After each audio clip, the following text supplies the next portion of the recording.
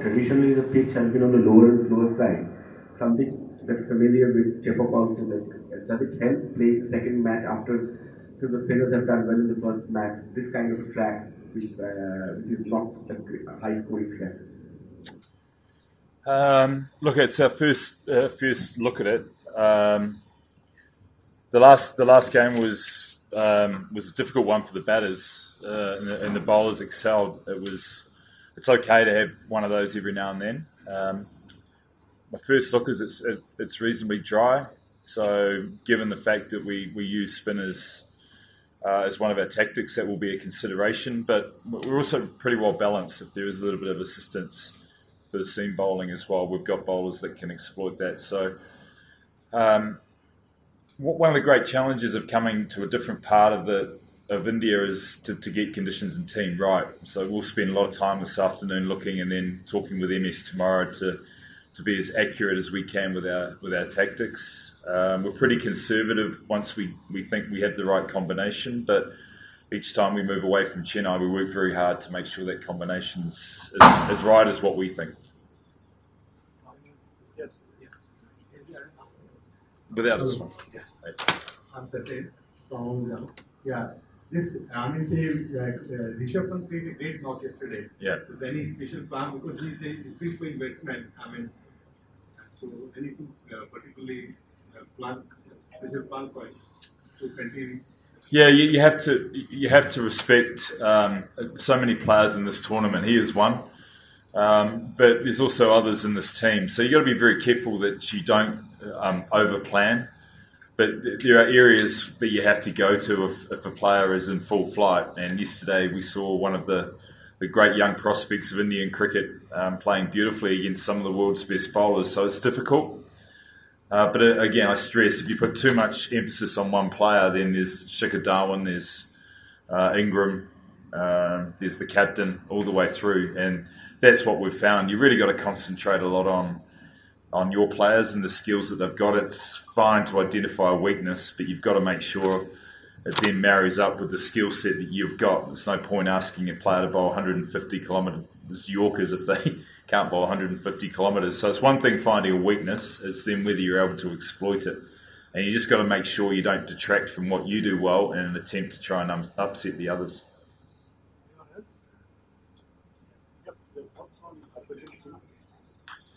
Well, my thoughts at the moment are very, very good. He was fantastic in the first game. And it just shows experience is very important. We place a high premium on experience at Chennai, and again, it came to the fore. So there's a lot of left-handers in the Delhi side, which was a consideration we had when we played the last game against Bangalore, and that will be another discussion point.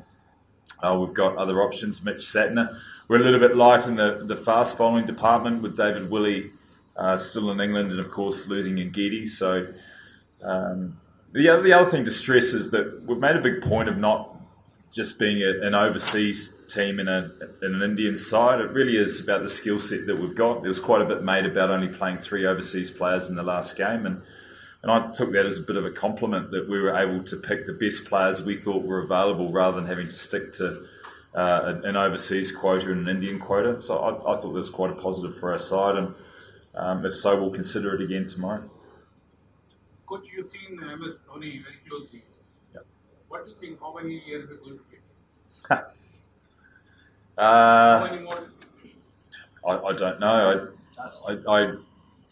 I certainly was hoping he was going to get through to the World Cup, and he's going to do that absolutely as strong as he can be. So what he wants to do after that, I'm not sure. Certainly not a discussion that I've had, and most of the discussions have been around whether he's going to make it to the World Cup, and he answered that pretty emphatically this last 12 months, 6 months in particular. I don't know. I'd love for him to carry on with Chennai till the end of this cycle and then assess, but it's really a question for him and his motivations. He's playing well, he's leading well, and he seems to be enjoying himself. So there are 3 key factors that hopefully will keep him in the game for a long time.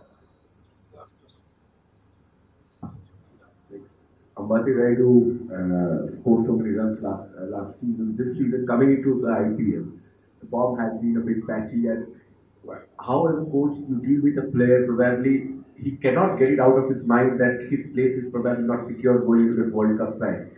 And he has a role to perform also. So as a coach, what do you say to such a player? Like maybe who has lost a bit of confidence during the last 2-3 months. No, he hasn't. And he can get it out of his mind, and that's part of the coaching aspect that we like to apply to some of the players to free them up.